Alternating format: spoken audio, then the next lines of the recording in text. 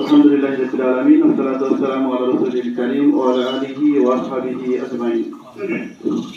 আল্লাহু আকবার, আল্লাহু আকবার, লা ইলাহা ইল্লাল্লাহু আল্লাহু আকবার, আল্লাহু আকবার, লিল্লাহিল হামদ। আজকে পবিত্র ঈদুল আজহায় নামাজ পড়ার উদ্দেশ্যে যে সকল মুসল্লিবৃন্দ উপস্থিত হয়েছেন, সকলকে আমার সালাম। আসসালামু আলাইকুম ওয়া রাহমাতুল্লাহি ওয়া বারাকাতুহু। আপনারা সবাই কেমন আছেন? আলহামদুলিল্লাহ। আমরা আবারও সেই মহান আল্লাহ তাআলার শুকরিয়া আদায় করি যে আল্লাহ তাআলা আমাদেরকে এরকম পবিত্র ঈদুল আজহায় উপস্থিত হওয়ার তৌফিক দান করেছেন। এবং আপনারা জানেন যে ঈদ প্রতি বছরই আসে এবং প্রতি বছর চলে যায়। ঈদের একটি শব্দমূল হচ্ছে আউট, যার অর্থ হচ্ছে প্রত্যাবর্তন করা, ফিরে আসা। অর্থাৎ ঈদের গতিতে প্রত্যেকটা ঈদ পাবো এরকম গ্যারান্টি কি কেউ দিতে পারবো? অর্থাৎ ঈদের মতো আসবে এবং যাবে যতদিন না পৃথিবী ধ্বংস হয়েছে বা কিয়ামত হয়েছে। কিন্তু আমরা মানুষ হিসাব করেন যারা এই প্রথম সারিতে ছিল গত বছরে, হয়তো বা অনেকেই প্রথম সারির লোকজন বা মাঠের গত বছরে এদের নামাজ পড়েছে কিন্তু এই বছরে আসতে পারেনি, এরকম হয়েছে কি হয়নি? যে আল্লাহ তাআলা আমাদেরকে এখন পর্যন্ত উঠিয়ে না নিয়ে বরং পৃথিবীতে রেখে তার শুকরিয়া আদায় করার, এরকম নামাজ পড়ার এবং ভালো কাজ করার এখন পর্যন্ত সুযোগ যে আল্লাহ তাআলা দিচ্ছেন। এবং যে আল্লাহ তাআলা এই কোরবানির ব্যাপারে বলতেছেন যে আল্লাহ তাআলার নিকট আমাদের পশু যে কোরবানি করি, এই কোরবানি পশুর মাংস কিংবা রক্ত পুরোটাই পৌঁছায় না, বরঞ্চ আমাদের তাকওয়াটা যে আল্লাহ তাআলার কাছে পৌঁছায়, যে আল্লাহ তাআলা আমাদেরকে কোরবানির গুরুত্ব বুঝিয়ে দিয়ে এটিকে ওয়াজিব করে দিয়েছেন, সে আল্লাহর প্রতি শুকরিয়া আদায় করি। সকলে বলি আলহামদুলিল্লাহ। দরুদ ও সালাম পাঠ করি আমরা সেই মহামানবের প্রতি, সাইয়্যিদুল মুরসালিন খাতামুন নবীন। আজকে ঈদুল ফিতর, ঈদুল আজহা আজকের দিন। এই ঈদ দুটার প্রবর্তন যার হাত দিয়ে হয়েছে, যার বদৌলতে হয়তো আমরা এরকম একটি সুন্দর পরিবেশের সাথে মুসলমানদের সর্ববৃহৎ ধর্মীয় একটি অনুষ্ঠান আমরা আদায় করার সুযোগ পাচ্ছি, সেই মহামানব এবং যিনি আজকের এই ঈদের নামাজ পড়ার ব্যাপারে বলছেন, যে ব্যক্তির সাধ্য ছিল কোরবানি দেওয়ার, যার উপর কোরবানি দেওয়া ওয়াজিব হয়েছিল কিন্তু সেই ব্যক্তি কোরবানি দেয়নি, সেজন্য বলা হচ্ছে ফালা ইয়াহজুর মুসাল্লানা, সেজন্য এই নামাজ পড়ার জন্য উপস্থিত না হয়। তাহলে নামাজটা বলবেন না, অর্থাৎ আমাদের যাদের সাধ্য ছিল কিন্তু আমরা কোরবানি দিতে দেইনি, তাদের জন্য আলোচনা বলছেন সেজন্য নামাজ পড়তেই না আসে। তোমার এটাকে কতটা ইনসাল্ট করা হয়েছে, কতটা ছোট করা হয়েছে। অর্থাৎ কোরবানি, এক্ষেত্রে কোরবানির আবশ্যকতাটাও প্রদান হচ্ছে। সুতরাং কোরবানি আমাদের উপর ওয়াজিব হলে এটা অবশ্যই পালন করতে হবে, না করলে এটা নিন্দনীয় হবে, এটা গুনাহজাতীয় কাজ হবে। সেই রাসূল সাল্লাল্লাহু আলাইহি ওয়াসাল্লামের প্রতি আমরা আবার দরুদ পড়ি, সকলে বলি সাল্লাল্লাহু আলাইহি ওয়াসাল্লাম। সময় তো উঠেছি 8:12 বাজে, এখানে 8:30টায় নামাজ হবে ইনশাআল্লাহ। তো আমাকে নামাজের 5 মিনিট আগে ছাড়তে হবে, তারপর আরো কিছু কথা বলবেন। তো সময় সমস্যা করলে হয়তো 10 মিনিট পাবো ইনশাআল্লাহ। আমরা 10 মিনিটের মধ্যেই গুরুত্বপূর্ণ কিছু বিষয় কথা বলবো, যদি আল্লাহ আমাদেরকে তৌফিক দেন। আমার তৌফিক ইল্লা বিল্লাহ। সময় তো উঠেছি। প্রথমত কথা হচ্ছে ঈদুল আজহা। ঈদুল আজহা আমাদের কি শিক্ষা দেয়? আমরা শুধু ঈদুল আজহার শিক্ষা নিয়ে কিছু কথা বলবো ইনশাআল্লাহ। প্রতি বছর ঈদ আসে, ঈদ যায়, অনেক আলোচনায় আমরা শুনি, হয়তো এই আলোচনাগুলোই শোনেন, কিন্তু আমাদের আসলে আমূল কোনো পরিবর্তন হয় না কেন? আমরা এক কান দিয়ে শুনে আর এক কান দিয়ে বের করে দিই। আমরা এমন একটা জাতি বর্তমানে হয়ে গেছি যে আমাদের আসলে মনের মধ্যে কোনো কিছু দাগ কাটে না, আমাদের মনের মধ্যে কোনো পরিবর্তন আসে না। আমাদের চোখের সামনে আমরা যখন ভিডিওতে দেখি যে আমাদের ফিলিস্তিনি ভাই বোনদেরকে এভাবে নিশ্চয়ই চলে দেওয়া হচ্ছে, বোম ফেলে উড়িয়ে দেওয়া হচ্ছে, তাদের জানাজার নামাজ তারা যেখানে পড়তেছে সেখান পর্যন্ত বোম ফেলতেছে, যে মেডিকেলে তাদেরকে চিকিৎসা দেওয়া হচ্ছে সেই মেডিকেলগুলো তো চিকিৎসারত অবস্থায় বোম ফেলে উড়িয়ে দেওয়া হচ্ছে। কত বিভীষিকাময় অবস্থা আমরা আমাদের ফিলিস্তিনের ভাই বোনদের দেখতেছি, কিন্তু আমাদের মন কখনো গলে না, আমরা কখনো আসলে আবেগাপ্লুত হই না। আমরা আমাদের মধ্যে অহমিকা থেকেই যায়, আমাদের মধ্যে হিংসাত্মক মনোভাব থেকেই যায়, আমাদের মধ্যে আল্লাহ তাআলার ভয় অতটা জন্ম নেয় না। যে আল্লাহ আমাদেরকে পৃথিবীতে সবচেয়ে বড় যে দায়িত্বগুলো দিয়ে পাঠিয়েছেন, সেই দায়িত্বগুলোর কথা আমরা কখনো স্মরণ করি না, চিন্তা করি না। প্রিয় উপস্থিতি, এই সুযোগে আমরা ফিলিস্তিনের ভাই বোনদের জন্য দোয়া করি, আল্লাহ তাআলা তাদেরকে, যারা চলে গেছেন পৃথিবী থেকে, তাদেরকে শহীদের সর্বোচ্চ মর্যাদা দান করুন, সকলে আল্লাহুম্মা আমিন। উপস্থিতি, আমরা বলছিলাম ঈদের শিক্ষা। এই ঈদুল আজহার শিক্ষাগুলোর মধ্যে সবচেয়ে বড় একটি শিক্ষা হচ্ছে ঈদুল আজহা বা কোরবানি, যাকে কেন্দ্র করে আমাদের মধ্যে এসেছে, সেই ব্যক্তিটির জীবনী থেকে শিক্ষা নেয়। সে ব্যক্তির নাম কি বলেন দেখি? এই কোরবানিটা এসেছে কার জীবন থেকে, কার ঘটনা থেকে? হযরত ইব্রাহিম আলাইহিস সালাম এবং তার পুত্র হযরত ইসমাঈল আলাইহিস সালাম। হযরত ইব্রাহিম আলাইহিস সালাম থেকে যে কোরবানির দিকে এসেছে, হ্যাঁ, যে ইব্রাহিম আলাইহিস সালামের পুত্র ইসমাঈল আলাইহিস সালামকে জবাইয়ের যে ঘটনা আপনারা সূরা সাফফাতে শুনেছেন, সেখান থেকে সেই আমল থেকে কোরবানির যে ঘটনা আমাদের মধ্যে প্রচলিত হয়েছে। অর্থাৎ সেই মানুষটার মধ্য দিয়ে কোরবানির রীতি আল্লাহ তাআলা আমাদের জন্য নির্ধারণ করে দিলেন পরবর্তী জাতিদের জন্য। সেই মানুষটির জীবনী থেকে আমাদের শিক্ষা নিতে হবে। এটা হচ্ছে ঈদুল আজহার অন্যতম শিক্ষা। তাহলে সে মানুষটি কেমন ছিলেন? বলা হচ্ছে সে মানুষটি ছিলেন একটা নিজেই উম্মতের মতো।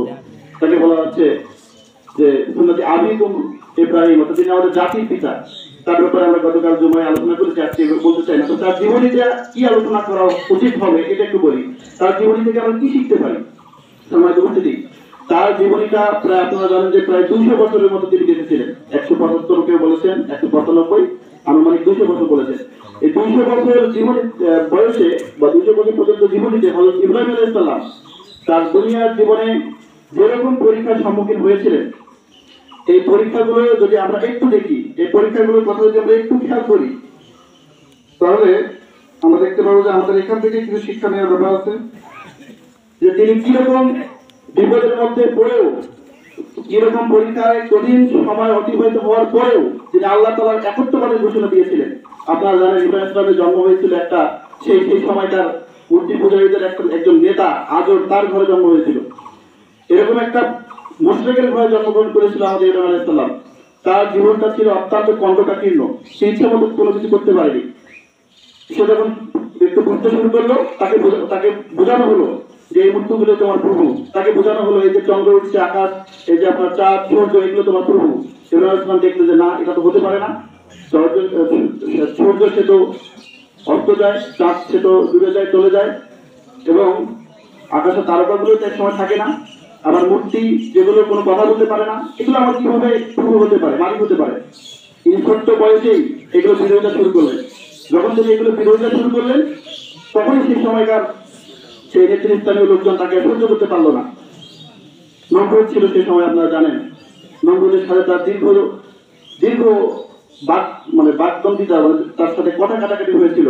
পরবর্তীতে তিনি একবার দেব মন্দিরে ঢুকে অনেকগুলো মূর্তি ভেঙে ফেলেছিলেন। ইব্রাহিম ইসলাম ছোট্ট বয়সে কত সাহসিকতার পরিচয় দিয়েছিলেন। তিনি সবাইকে বলে দিয়েছিলেন ছোট্ট বয়সে যে আমি তোমাদের প্রভুকে মানি না, যে প্রভু কোনো কথা বলতে পারে না, যে প্রভু আকাশে দণ্ডায়মান থাকতে পারে না, এগুলো কোনো প্রভু হতে পারে না। বরং এগুলোকে যিনি সৃষ্টি করেছেন এবং আমাদেরকে যিনি সৃষ্টি করেছেন, তিনি হবেন আমার একমাত্র প্রভু। এই একত্ববাদ তিনি দিয়েছিলেন। তিনি বলেছেন ইন্না জাহাতু ওয়াজহিল্লাহি ফাতারাস সামাওয়াতি ওয়াল আরদি হানিফান ওয়া আনা মিনাল মুশরিকিন। ফাতারাস সামাওয়াতি ওয়াল আরদ, এই আসমান এবং জমিন যিনি সৃষ্টি করেছেন, তিনি আমার প্রভু হতে পারে। কিসের একটা মাটির তৈরি মূর্তি আমার প্রভু হবে? কিসের চন্দ্র সূর্য আমার প্রভু হবে? একত্ববাদের ঘোষণা যখন তিনি দিলেন, তখন সেই সময়কার নেতারা এটা মানতে পারলেন না। তাকে অনেক বড় বিপদে ফেললেন। নমরুদ, আপনারা জানেন, তাকে অগ্নিকুণ্ডে নিক্ষেপ করা হয়েছিল 14 বছর বয়সে। এবং তাওহীদের ঘোষণা দেওয়ার কারণে, আল্লাহ তাআলার পক্ষে থাকার কারণে আল্লাহ তাআলা তাকে ভালোবেসে সেই অগ্নিকুণ্ড তার জন্য আরামদায়ক করে দিয়েছিলেন। সুবহানাল্লাহ বলবেন না? সময় দৌড়তে দিই। তাহলে আমরা যদি এরকম নিখাত অগ্নি পরীক্ষায় প্রমাণিত হওয়ার জন্য সেরকম ঈমান আমলের অধিকারী হতে পারি, আল্লাহর কাছাকাছি অবস্থান করতে পারি, তাহলে সে আল্লাহ তাআলা আমাদেরকে সাহায্য করবেন কি করবেন না? বলেন। যে আল্লাহ ইব্রাহিম আলাইহিস সালামকে সাহায্য করেছিলেন, সে আল্লাহ কি আপনাকে আমাকে সাহায্য করতে পারেন না? অবশ্যই পারেন। তাহলে আমি যেটা বলছিলাম, তার জীবনী থেকে এটা একটা শিক্ষা। তার জীবনে দুইটা ভাগ ছিল। একটা হচ্ছে ইরাকে জন্মগ্রহণ করেছিলেন, বাবেল শহরে। ইরাকের জীবনীটা একটা অংশ। পরবর্তীতে তাকে সেখান থেকে বহিষ্কার করা হলো, তাকে সেখান থেকে বের করে দেওয়া হলো। তিনি হিজরত করে মিশরের দিকে চলে আসলেন, কেনানের আশেপাশে থাকলেন। পরবর্তীতে তো মক্কার দিকে এসেছিলেন। তো ঘটনা হচ্ছে, এই পরবর্তী সময় এসে তিনি আরো বড় কঠিন পরীক্ষা করলেন। তার যে সময় দুর্ভিক্ষ হলো, কঠিন দুর্ভিক্ষে মানুষজন খাবার দাবার পাচ্ছে না। তারপরে তার জীবনের সবচেয়ে বড় যে পরীক্ষাটা, সেটা তো আমাদের কোরবানির ইতিহাস, আপনারা জানেন। 86 বছর বয়স, বৃদ্ধ বয়স। সেই সময় তিনি আশা করলেন যে আল্লাহ তাআলা আমাকে একটি নেক সন্তান দিত। পরবর্তীতে আল্লাহ তাআলা বলছেন ফাওয়াশশানাহু ফি গুলামিন হালিম, আল্লাহ তাআলা তাকে নেক সন্তান সুসংবাদ দিলেন। সুবহানাল্লাহ। এবং সেই সন্তানকে কোরবানি করার পরেই তো আমাদের এই যে কোরবানির ইতিহাস চলে আসছে। এটা বলার উদ্দেশ্য হলো যে নিজের সন্তানকে কোরবানি করতে হবে, এটা কত বড় কঠিন আর একটা পরীক্ষা, চিন্তা করেন। একমাত্র আল্লাহকে মানার জন্য, আল্লাহকে সন্তুষ্টি করার জন্য তিনি দুনিয়ার সব কিছু ত্যাগ করে, তার দুনিয়ার সবচেয়ে ভালোবাসার যে বস্তুটা, শেষ বয়সে এসে একটা সন্তান পাইল। এই যে সন্তানের প্রতি তার এত বেশি ভালোবাসা ছিল, সে সন্তান 13 বছর বয়সের মতো হাঁটাচলা করে। এই সন্তানকে আল্লাহ তাআলা বলছেন কোরবানি করতে হবে, জবাই করতে হবে। তিনি চিন্তা করলেন যে আল্লাহ নির্দেশ আমাকে করতেই হবে। তিনি আল্লাহ তাআলাকে ভয় করে আল্লাহ তাআলার কাছে আনুগত্য প্রকাশ করে, সেখানে বলা হচ্ছে যে ফাসাল্লাহ, মানে আল্লাহর কাছে আনুগত্য প্রকাশ করে তিনি এই কাজটি করতে দ্বিধাবোধ করলেন না। পরবর্তীতে আল্লাহ তাআলা বললেন যে তুমি মুহসিনদের মধ্যে অন্তর্ভুক্ত হয়ে গেলে, আল্লাহ তাআলা তার প্রতি সন্তুষ্ট হয়ে গেলেন, খুশি হয়ে গেলেন। সুবহানাল্লাহ। তো তার জীবনে এই যে বিপদ বাধাগুলো এসেছিল, এগুলো থেকে আমাদের শিক্ষা হলো যে আপনি যখন একত্ববাদের কথা বলবেন, আল্লাহর জমিনে আল্লাহর দ্বীন প্রতিষ্ঠার কথা বলবেন, আল্লাহ তাআলার আমরা যখন এই ঘোষণাটা দিবেন, আল্লাহ নবী হযরত মুহাম্মদ সাল্লাল্লাহু আলাইহি ওয়াসাল্লাম যে ঘোষণাটা দিয়েছিল, লা ইলাহা ইল্লাল্লাহ, অন্য কোনো ইলাহ চলবে না, একমাত্র চলবে কে? আমাদের আল্লাহ। আল্লাহ ছাড়া আর কোনো আইন কানুন চলবে না। আপনারা একটু পরে আমি শেষ করবো এই দুটো, যে এই জমিন যেহেতু আল্লাহর, আসমান আল্লাহর, আমরা আল্লাহর, সবকিছু যেহেতু আল্লাহর, তাহলে এই জমিনে আইন কানুন চলবে কার? বলেন। অবশ্যই আল্লাহ তাআলা। তো এইটা যখন বলতে গিয়েছিল হযরত মুহাম্মদ সাল্লাল্লাহু আলাইহি ওয়াসাল্লাম, তখনই হযরত মুহাম্মদ সাল্লাল্লাহু আলাইহি ওয়াসাল্লাম, যিনি ছিল আলামিন আল-আশতারি, যাকে ওই মক্কার লোকজন সবচেয়ে বেশি ভালোবাসতো, সেই মক্কার ভালোবাসার লোকজনই তাকে পরে বলা শুরু করলো, এটা পাগল, এটা জাদুকর, এটা গরম, এরকম কথা বলে তাকে অপবাদ দিতে শুরু করলো। এবং আমি এটা বলতেছি যে ইব্রাহিম আলাইহিস সালামের জীবনে যেরকম পরীক্ষাগুলো এসেছিল, কঠিন পরীক্ষা, এরকম এরকম পরীক্ষাগুলো আমাদের হযরত মুহাম্মদ সাল্লাল্লাহু আলাইহি ওয়াসাল্লামের জীবনে তো এসেছে। আপনারা সেগুলো জানেন। সিরিয়াতে আবু তালেবের মতো একটা জায়গায় 3.5 বছর তাকে আবদ্ধ করে রাখা হয়েছিল। মক্কার লোকেরা তাকে আর তায়েফের লোকেরা তাকে পাথর নিক্ষেপ করে রক্তাক্ত করেছিল। যাই হোক, এই ঘটনার অনেক ইতিহাস আপনারা জানেন। তো যেটা বলছিলাম, ইব্রাহিম আলাইহিস সালামের জীবন থেকে শিক্ষা নিতে হবে, যে যেরকম জীবনে হযরত মুহাম্মদ সাল্লাল্লাহু আলাইহি ওয়াসাল্লামের মধ্যেও ছিল, যে প্রত্যেক জীবনের প্রত্যেকটা পদে পদে এরকম কণ্ঠটা কিন্তু পথ চলে আসবে। এগুলোকে প্রতিবন্ধ করার একটি কারণ হলো কাল কিয়ামতের দিন বা কিয়ামতের পরে আমরা যে হাসরের ময়দানে উপস্থিত হবো, সেখানে একসাথে যে সবাই হবো আমরা, সেটার একটা এখানে সংক্ষিপ্ত অনুভূতি জাগ্রত হয়। আপনারা দেখেন এখানে অনেক ধনী লোক আছেন, অনেক গরিব লোক আছেন। কোন ধনী লোক কি গরিব লোক থেকে বলছেন এখনো যে ভাই আপনি আমার পাশে বসছেন কেন? এটা কি বলছেন কেউ? বলেনি। আমাদের ইসলাম কি শিক্ষা দেয়? এই শিক্ষা দেয় যে আপনি গরিব ধনী যাই হন না কেন, কিন্তু আল্লাহ তাআলার কাছে সবাই সমান, কোন অংশে কেউ কম বেশি না। তো ঈদের এটা একটা বড় শিক্ষা, যে ভেদাভেদ আমাদেরকে ভুলে দেয়, সবাইকে সমান করে তোলে। কাল হাসরের ময়দানে যখন আমরা একসাথে হবো, সেই অনুভূতিকে জাগ্রত করে। আর একটা অনুভূতিকে জাগ্রত করে, জান্নাতে যখন সবাই যাবেন, আপনারা জানেন জান্নাতে যাওয়ার পরেও এরকম একটি প্রোগ্রাম আল্লাহ তাআলা করবেন সংগঠনের মতো, সেই সমাবেশকেও এটি আমাদের স্মরণ করিয়ে দেয়। সর্বশেষ আমরা বলবো, আমাদের এই কোরবানির 4 নম্বর যে শিক্ষাটা, এই বলে আমি শেষ করবো, সেটি হলো যে এই পশু কোরবানির পাশাপাশি আমাদের নিজের মনের যে পশুত্ব আছে, নিজের মনের যে অহমিকা আছে, নিজের মনের যে হিংসা আছে, বিদ্বেষ আছে, নিজের মনে যে খারাপ চিন্তাগুলো আছে, এগুলোকেও কোরবানি করে দেয়। অর্থাৎ আমরা শুধু পশু কোরবানির মধ্যে দিয়ে শুধু গরুর রক্তই ঝরাবো এমনটি না, এটি তো অবশ্যই আল্লাহ সন্তুষ্ট আমাদের করতে হবে। কিন্তু আমরা মানুষরাও যে পশুর মতো, আমাদের প্রত্যেকের মনেও যে কিছুটা পাশবিকতা আছে, তো আমরা প্রত্যেককেই কোনো না কোনো পাপের সাথে জড়িত হই। তো এই যে আমাদের নফস, যেটা আমরা বলি নফসে আম্মারা যেটাকে বলি, এটি যে আমাদের খারাপ প্রবণতা, খারাপ ইচ্ছা জাগ্রত করে, মানুষের ক্ষতি করতে চায়, মানুষের ক্ষতি করে। ছোট বাচ্চাদেরকে আপনারা জানেন যে বর্তমান সময়ে কত নিউজ হচ্ছে, ছোট বাচ্চাদেরকে ধর্ষণ করতেছে, ছোট বাচ্চাদেরকে মেরে ফেলতেছে, মা বাবাকে হত্যা করতেছে, লুণ্ঠন, সমাজে রাহাজানি, কত ধরনের বিশৃঙ্খলা, অন্যায়, অত্যাচার হচ্ছে। তাহলে এগুলো কেন হচ্ছে? এটা আমাদের মনের পশুত্বতা থেকে হচ্ছে, মনের অন্ধত্বতা থেকে হচ্ছে।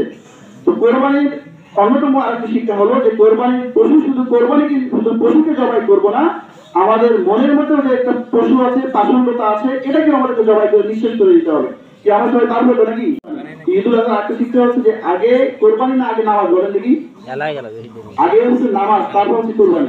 সূরা কাউসার আল্লাহ তাআলা কি বলছেন? ফাসাল্লি লিরাব্বিকা ওয়ানহার। হে নবী, আপনি আপনার রবের জন্য নামাজ আদায় করুন, ওয়ানহার।